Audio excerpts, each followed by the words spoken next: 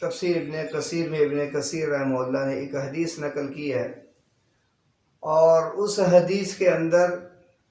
نبی علیہ السلام نے ایک جو ہے چھوٹے سے عمل کا ذکر کیا، جو بظاہر چھوٹا عمل ہے لیکن اس کے اوپر جو اللہ رب العزت اجر عطا فرما رہے ہیں، وہ اجر اتنا بڑا ہے کہ ہر انسان یہ کوشش کرے گا کہ میں یہ عمل کروں اور اللہ رب العزت سے اس کا اجر پاؤں۔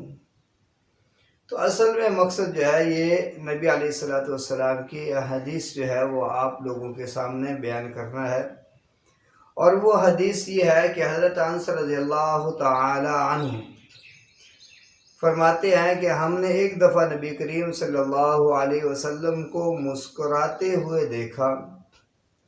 تو حضرت عمر رضی اللہ تعالیٰ عنہ بھی موجود تھے۔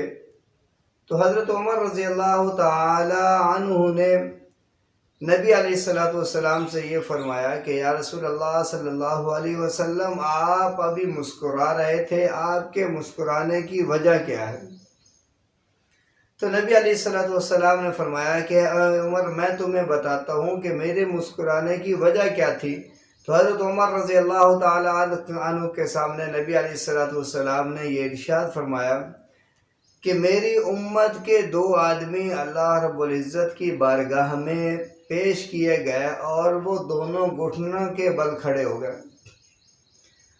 تو ان میں سے ایک جو ہے وہ اللہ رب العزت سے یہ مطالبہ کرتا ہے کہ یا اللہ، اس آدمی نے میرے اوپر ظلم کیا تھا اور اب میں اس سے اپنے ظلم کا بدلہ لینا چاہتا ہوں۔ تو اللہ رب العزت دوسرے آدمی کو جو ظالم تھا، ظلم کرنے والا تھا، زیادتی کرنے والا تھا، اللہ رب العزت اس سے فرماتے ہیں کہ میرے بندے کے اوپر جو تو نے زیادتی کی تھی، اس زیادتی کا بدلہ عطا کر۔ تو وہ آدمی عرض کرتا ہے یا اللہ، میرے پاس تو بدلہ دینے کے لیے کچھ بھی نہیں بچا، میرے پاس تو بدلہ دینے کے لیے کچھ بھی نہیں بچا۔ جیسے حدیث کے اندر آتا ہے نا کہ سب سے بڑا مفلس انسان وہ ہے جو قیامت کے دن جب اللہ رب العزت کی بارگاہ میں حاضر ہوگا تو اس کے ساتھ نیکیوں کے پہاڑ ہوں گے، لیکن جو لوگوں کے اس نے حقوق ادا کرنے ہوں گے وہ دنیا کے اندر نہیں کر سکا، کسی کا مال غصب کیا ہوگا، کسی کا چوری کیا ہوگا، یا کسی کا کوئی حق دینا ہوگا جو دنیا کے اندر وہ نہیں دے سکا، تو فرمایا کہ وہ ہر ایک اپنا حق وصول کرنے کے لیے آئے گا، دینے کے لیے، اور تو اس کے پاس کچھ نہیں ہوگا، لیکن اللہ رب العزت فرمائے گے کہ اس کے نام اعمال سے نیکیاں اٹھا کے اس کے دوسروں کو دے دو۔ تو نبی علیہ السلام نے فرمایا کہ یہ سب سے بڑا مفلس آدمی یہ ہے، سب سے بڑا فقیر آدمی یہ ہے کہ جو نیکیوں کے پہاڑ اپنے ساتھ لے کے آئے گا، لیکن جب اپنا حق لینے کے لیے لوگ اس کے پاس آئیں گے تو اس کی نیکیاں ساری کی ساری ختم ہو جائیں گی، یہ خالی ہاتھ رہ جائے گا۔ تو اسی طرح یہ آدمی بھی اپنے ساتھ نیکیاں تو لایا ہے، لیکن حقوق طلب کرنے والے جو لوگ تھے وہ آئے اور اپنے جو ہے حق کے بدلے میں اس سے نیکیاں لیتے گئے۔ تو اب جب یہ دو آدمی باقی رہ جائیں گے تو اس وقت یہ کہے گا، عرض کرے گا یا اللہ، میرے پاس تو کچھ بھی نہیں بچا اس کو دینے کے لیے۔ تو وہ دوسرا آدمی جس کے اوپر زیادتی کی گئی تھی وہ عرض کرے گا یا اللہ، اگر اس کے پاس دینے کے لیے کچھ نہیں ہے تو یا اللہ میرے گناہ جو ہے وہ اس کے نام اعمال میں داخل کر دیجئے، تو میرے حق کا بدلہ ہو جائے گا۔ حضرت صلی اللہ علیہ وسلم کی آنکھوں سے آنسو جاری ہو گئے، اور پھر نبی علیہ السلام نے فرمایا کہ بھائی جو آدمی جو ہے بدلہ طلب کر رہا ہوگا، اللہ رب العزت اس سے یہ فرمائیں گے کہ اوپر کی طرف نظر اٹھا، وہ نظر اٹھائے گا تو اس کی نظر جنت میں پڑے گی، اور جنت کے اندر اس کو مختلف قسم کے محلات دکھائے جائیں گے،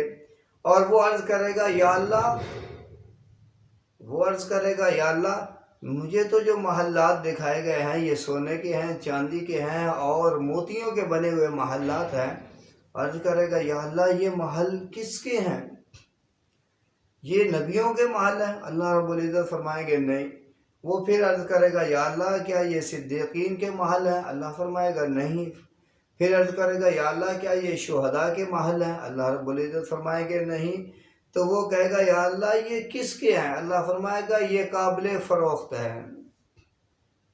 جو اس کو خریدے گا، جو اس کی قیمت ادا کرے گا، یہ اسی کا محل ہو جائے گا۔ تو اللہ رب وہ کہے گا، عرض کرے گا یا اللہ اس کی قیمت کیا ہے اور کون اس کی قیمت ادا کر سکتا ہے؟ تو اللہ رب العزت فرمائیں گے کہ بھائی اس کو تو بھی خرید سکتا ہے، یا اللہ اس کی قیمت کیا ہے؟ تو اللہ رب العزت فرمائیں گے کہ اس کی قیمت یہ ہے کہ کوئی ایک انسان اپنے دوسرے بھائی کو معاف کر دے، یہ اس کی قیمت ہے۔ تو وہ اسی وقت کہے گا یا اللہ میں نے اپنے بھائی کو معاف کر دیا۔ تو اللہ رب العزت اس کو فرمائیں گے کہ اچھا تو نے اپنے بھائی کو معاف کر دیا تو جا جنت میں چلا جا۔ اب وہ جب جانے لگے گا تو اللہ رب العزت فرمائیں گے اکیلا نہ جا، بلکہ اپنے اس بھائی کو بھی ساتھ لے کے جا۔ وہ دونوں ایسے آپس میں ایک دوسرے کا ہاتھ پکڑے ہوئے جنت کے اندر داخل ہو جائیں گے۔ تو عمل کتنا چھوٹا سا ہے کہ اپنے بھائی کو معاف کرنا، یہ کس کی قیمت قرار دی اللہ رب العزت نے؟ کہ اپنے بھائی کو جو معاف کرتا ہے وہ جنت کے اندر اللہ رب العزت سے محل کی قیمت ادا کر کے محل کو خریدتا ہے۔ تو کتنا چھوٹا سا عمل ہے اور اس کا اجر اللہ رب العزت نے کتنا بڑا عطا کیا ہے۔ تو اسی لیے فرمایا آپ علیہ السلام نے کہ لوگوں آپس کے اندر لڑائی جھگڑے نہ رکھا کرو، آپس میں کوئی کبھی کوتاہی ہو جائے، کوئی لڑائی جھگڑا ہو جائے تو صلح کر لیا کرو، اس لیے کہ قیامت کے دن جس وقت نفسا نفسی کا عالم ہوگا، کوئی کسی کے کام نہیں آئے گا۔ تو فرمایا اس وقت بھی اللہ رب العزت جو ہے لوگوں کے درمیان صلح کرائیں گے، اور وہ اس کی ایک صورت صلح کی یہی ہوگی کہ جب بدلہ لینے کے لیے ایک اپنا مطالبہ کرے گا کہ یا اللہ میرے حق اس کے پاس اس کے ذمہ تھے، تو یا اللہ وہ میرے حقوق ادا کیے جائیں، تو اس کے دوسرے کے پاس ادا کرنے کے لیے کچھ نہیں ہوگا، تو اللہ رب العزت اس کو اپنی طرف سے بدلہ عطا کر کے اللہ فرمائیں گے کہ چلو میں نے تیرا بدلہ عطا کر لیا، اب تم دونوں کا حساب برابر ہو گیا، تم دونوں کی صلح ہو گئی، اب تم جو ہے جنت میں چلے جاؤ۔ اور دوسری حدیث کے اندر آتا ہے کہ نبی علیہ السلام نے فرمایا کہ لوگوں اپنے اندر وہ صفات پیدا کرنے کی کوشش کرو جو اللہ رب العزت کی صفات ہیں، اور اللہ رب العزت کی صفات میں سے ایک صفت یہ بھی ہے کہ معاف کرنا۔ کیا کرنا؟ معاف کرنا۔